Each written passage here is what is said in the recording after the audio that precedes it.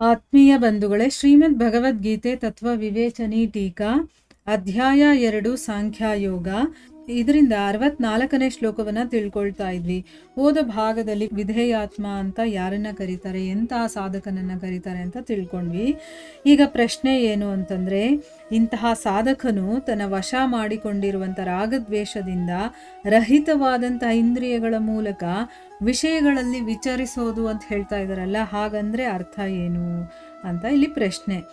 ಉತ್ತರ ಏನಪ್ಪಾ ಅಂತಂದ್ರೆ, ಸಾಧಾರಣ ಮನುಷ್ಯರ ಇಂದ್ರಿಯಗಳು ಸ್ವತಂತ್ರವಾಗಿರುತ್ತೆ. ಈಗ ನಾವು ನೋಡ್ತೀವಲ್ವ, ಸಾಮಾನ್ಯವಾಗಿ ಎಲ್ಲ ಮನುಷ್ಯರ ಇಂದ್ರಿಯಗಳು ಸ್ವತಂತ್ರವಾಗಿರುತ್ತೆ. ಅದಕ್ಕೆ ಹೇಗೆ ಬೇಕೋ ಹಾಗೆ ಅದು ತನ್ನ ಈ ವಿಷಯ ಸುಖಗಳನ್ನು ಅನುಭವಿಸ್ತಾ ಇರುತ್ತೆ. ಕಣ್ಣು ಏನು ಬೇಕೋ ನೋಡುತ್ತೆ, ಕಿವಿ ಏನು ಬೇಕೋ ಕೇಳುತ್ತೆ, ಬಾಯಿ ಏನು ಬೇಕಾದರೂ ಮಾತಾಡಿದ್ರೆ ಏನೂ ಕಂಟ್ರೋಲ್ ಇರೋದಿಲ್ಲ.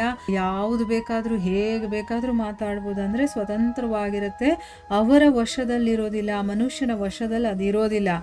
ಆ ಇಂದ್ರಿಯಗಳಲ್ಲಿ ರಾಗದ್ವೇಷಗಳು ತುಂಬಿಕೊಂಡಿರುತ್ತೆ. ಈಗ ಸಾಮಾನ್ಯವಾಗಿ ನಾವು ನೋಡುವಂಥ ದೃಶ್ಯ ಅಲ್ವಾ, ಮನುಷ್ಯ ಏನು ಮಾಡ್ತಾನೆ, ಇಷ್ಟ ಬಂದಂಗೆ ಮಾತಾಡ್ತಾನೆ, ತನಗಿಷ್ಟ ಆದವ್ರಿಗೆ ಹೊಗಳ್ತಾನೆ, ಇಷ್ಟ ಆಗದೆ ಇರೋರಿಗೆ ತೆಗಳ್ತಾನೆ, ಆಮೇಲೆ ಒಬ್ಬರನ್ನ ಇಷ್ಟಪಡ್ತಾನೆ, ಒಬ್ಬರನ್ನ ದ್ವೇಷಿಸ್ತಾನೆ. ಈ ರೀತಿ ಎಲ್ಲ ನಾವು ಬೇಕಾದಷ್ಟು ನೋಡ್ತಿರ್ತೀವಲ್ವಾ. ಈ ರೀತಿ ಇಂದ್ರಿಯಗಳು ಯಾರ ವಶದಲ್ಲಿರೋದಿಲ್ವೋ ಆ ಇಂದ್ರಿಯಗಳಲ್ಲಿ ರಾಗದ್ವೇಷಗಳು ತುಂಬಿರುತ್ತೆ. ಆ ಕಾರಣದಿಂದ ಆ ಇಂದ್ರಿಯಗಳಿಗೆ ವಶನಾಗಿ ಭೋಗಗಳನ್ನು ಭೋಗಿಸುವಂಥ ಮನುಷ್ಯ ಇದಾನಲ್ಲ, ಅವನು ಯಾವುದು ಸರಿ ಯಾವುದು ತಪ್ಪು ಏನು ಯೋಚನೆ ಮಾಡೋದಿಲ್ಲ. ಯಾವುದಾದ್ರೂ ಒಂದು ರೀತಿಯಿಂದ ಭೋಗ ಸಾಮಗ್ರಿಗಳನ್ನು ಸಂಗ್ರಹಣ ಮಾಡೋದಕ್ಕೆ ಮತ್ತು ಭೋಗಿಸೋದಕ್ಕೆ ಅವನು ಪ್ರಯತ್ನ ಮಾಡ್ತಾ ಇರ್ತಾನೆ. ಮತ್ತು ಆ ಭೋಗಗಳಲ್ಲಿ ರಾಗದ್ವೇಷಗಳನ್ನು ಮಾಡಿ ಸುಖ ಮತ್ತು ದುಃಖಿ ಎರಡೂ ಕೂಡ ಆಗ್ತಾ ಇರುತ್ತೆ. ಅವನಿಗೆ ಸುಖನೂ ಸಿಗುತ್ತೆ, ದುಃಖನೂ ಸಿಗುತ್ತೆ. ಯಾಕಂದರೆ ಅವನು ರಾಗ ಮತ್ತು ದ್ವೇಷ ಎರಡನ್ನೂ ಇಟ್ಕೊಂಡಿರ್ತಾನಲ್ವಾ. ಅದಕ್ಕೋಸ್ಕರ ಅವನಿಗೆ ಆಧ್ಯಾತ್ಮಿಕದ ಸುಖದ ಅನುಭವನೇ ಆಗೋದಿಲ್ಲ. ಈಗ ಗೊತ್ತಾಯ್ತಲ್ವಾ, ಯಾರ ಇಂದ್ರಿಯಗಳು ಕಂಟ್ರೋಲಲ್ಲಿ ಇರೋದಿಲ್ವೋ ಅಂಥ ಮನುಷ್ಯನಿಗೆ ವಿವೇಕ ಇರೋದಿಲ್ಲ. ಅವನಿಗೆ ಯಾಕಂದರೆ ಇಂದ್ರಿಯಗಳು ಹೇಳಿದಾಗ ಅವನು ಕೇಳ್ತಾ ಇರ್ತಾನಲ್ವಾ, ಅದು ಎಲ್ಲೆಲ್ಲಿ ಕರ್ಕೊಂಡೋಗುತ್ತೋ ಅಲ್ಲೆಲ್ಲ ಹೋಗ್ತಾ ಇರ್ತಾನೆ ಅವನು. ಆದರೆ ಹಾಗೆ ಮಾಡೋದ್ರಿಂದ ಏನಾಗುತ್ತೆ, ಅವನಿಗೆ ಯಾವುದು ಒಳ್ಳೆಯದು ಯಾವುದು ಕೆಟ್ಟದ್ದು, ಯಾವುದು ಮಾಡಬೇಕು ಯಾವುದು ಮಾಡಬಾರ್ದು ಇದು ಯಾವುದೂ ಗೊತ್ತಾಗೋದಿಲ್ಲ ಅವನಿಗೆ. ಆ ಭೋಗ ಸಾಮಗ್ರಿಗಳನ್ನು ಸಂಗ್ರಹಣೆ ಮಾಡೋದ್ರಲ್ಲೇ ಅವನು ಪ್ರಯತ್ನ ಮಾಡ್ತಾ ಇರ್ತಾನೆ. ಮತ್ತು ಅದನ್ನು ಭೋಗಿಸ್ಬೇಕು, ಅದನ್ನು ನಾನು ಅನುಭವಿಸ್ಬೇಕು ಅನ್ನೋ ಒಂದು ಮನಸ್ಥಿತಿಯಲ್ಲಿ ಅವನು ಇರ್ತಾನೆ. ಈ ರೀತಿ ಭೋಗಗಳಲ್ಲಿ ಅವನು ರಾಗದ್ವೇಷಗಳನ್ನು ಇಟ್ಕೊಂಡಿರೋದ್ರಿಂದ ಅವನು ಸುಖ ಮತ್ತು ದುಃಖ ಎರಡನ್ನೂ ಕೂಡ ಅನುಭವಿಸ್ತಾ ಇರ್ತಾನೆ. ಅವನಿಗೆ ಈ ಐಹಿಕದಲ್ಲೇ ಮುಳುಗಿರೋದ್ರಿಂದ ಆಧ್ಯಾತ್ಮಿಕದ ಸುಖ ಅನ್ನೋದು ಒಂದು ಇದೆ ಅಂತ ಗೊತ್ತಿಲ್ಲ ಅಂತಂದಮೇಲೆ ಅದರ ಅನುಭವ ಎಲ್ಲಾಗತ್ತೆ, ಅವನಿಗೆ ಆಗೋದಿಲ್ಲ. ಆದರೆ ಮೇಲೆ ಹೇಳಿರುವಂತಹ ಸಾಧಕನ ಇಂದ್ರಿಯಗಳಿದೆಯಲ್ಲ, ಅದು ಅವನ ವಶದಲ್ಲಿರುತ್ತೆ. ಅಂದರೆ ಈಗ ಈ ಶ್ಲೋಕದಲ್ಲಿ ಹೇಳ್ತಾ ಇದ್ದಾರಲ್ಲ, ಈ ಸಾಧಕನ ಇಂದ್ರಿಯಗಳೇನೆಂದರೆ ತನ್ನ ವಶದಲ್ಲಿ ಅವನು ಇಟ್ಕೊಂಡಿರ್ತಾನೆ. ಅವು ಇದು ಬೇಕು ಅದು ಬೇಕು, ಅಲ್ಲೋಗ್ಬೇಕು ಇಲ್ಲೋಗ್ಬೇಕು, ಅದು ಕೇಳಬೇಕು ಇದು ಕೇಳಬೇಕು ಅಂತೆಲ್ಲ ಏನೇನೋ ಕೇಳ್ತಾ ಇರುತ್ತೆ ಇಂದ್ರಿಯಗಳು. ಆದರೆ ಅವನು ಇದೆಲ್ಲ ಸರಿಯಲ್ಲ, ಇದು ನಮಗೆ ಒಳ್ಳೆಯದಲ್ಲ ಅಂತಂದ್ಬಿಟ್ಟು ಅದನ್ನು ಕಂಟ್ರೋಲ್ ಮಾಡಿ ತಾನು ಹೇಗೆ ಹೇಳ್ತೀನೋ ಆ ರೀತಿ ಕೇಳೋ ಹಾಗೆ ಅವನು ಇಟ್ಕೊಂಡಿರ್ತಾನೆ.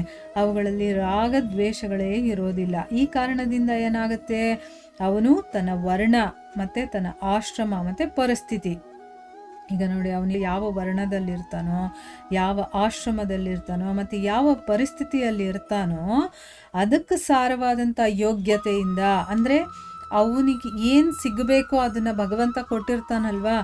ನನ್ನ ಯೋಗ್ಯತೆಗೆ ಅನುಸಾರವಾಗಿ ನನಗೆ ಸಿಕ್ಕಿದೆ ಅಂಥ ಭೋಗಗಳಲ್ಲಿ ಅವನು, ಅಂದರೆ ಎಲ್ಲರಿಗೂ ಕೂಡ ಸುಖನೂ ಸಿಗುತ್ತೆ, ಸಂತೋಷನೂ ಸಿಗುತ್ತೆ, ವಸ್ತುಗಳು ಇರುತ್ತೆ, ಆಮೇಲೆ ಸಂಪತ್ತು ಏನೋ ಒಂದು ನಮಗೆ ನಮ್ಮ ಯೋಗ್ಯತೆಗೆ ತಕ್ಕಂಗೆ ಭಗವಂತ ಕೊಟ್ಟಿರ್ತಾನಲ್ವಾ.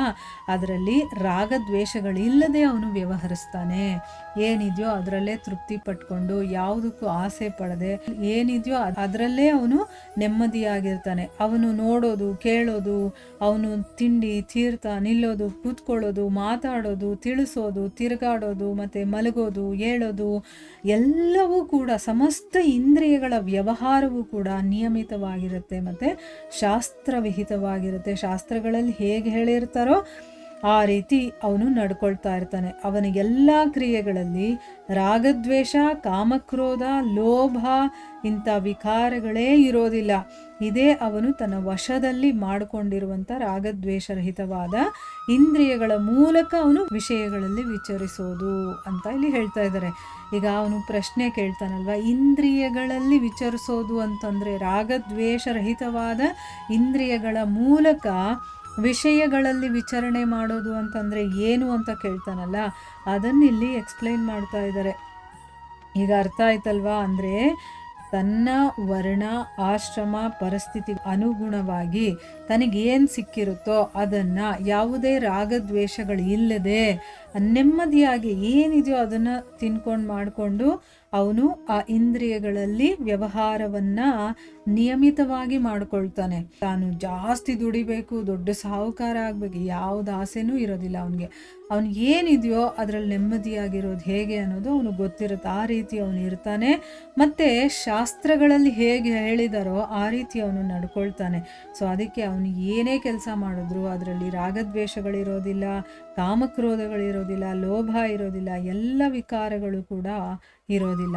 ಅವನು ತನ್ನ ವಶದಲ್ಲಿ ಮಾಡಿಕೊಂಡಿರುವಂತಹ ಈ ರೀತಿಯ ರಾಗದ್ವೇಷರಹಿತವಾಗಿರುವಂಥ ಇಂದ್ರಿಯಗಳ ಜೊತೆ ಅವನು ಆ ಒಂದು ವಸ್ತುಗಳಲ್ಲಿ ವಿಚರಣೆ ಮಾಡ್ತಾನಲ್ಲ, ವಿಷಯಗಳಲ್ಲಿ, ಅದನ್ನು ಇಲ್ಲಿ ಹೇಳ್ತಾ ಇದ್ದಾರೆ. ಈಗ ಸ್ವಲ್ಪ ಮಟ್ಟಿಗಾದರೂ ನಮ್ಗೆ ಅರ್ಥ ಆಗಿದೆ ಅಲ್ವಾ? ಇಲ್ಲಿಗೆ ನಾವು ನಿಲ್ಲಿಸೋಣ. ಹರೇ ಕೃಷ್ಣ.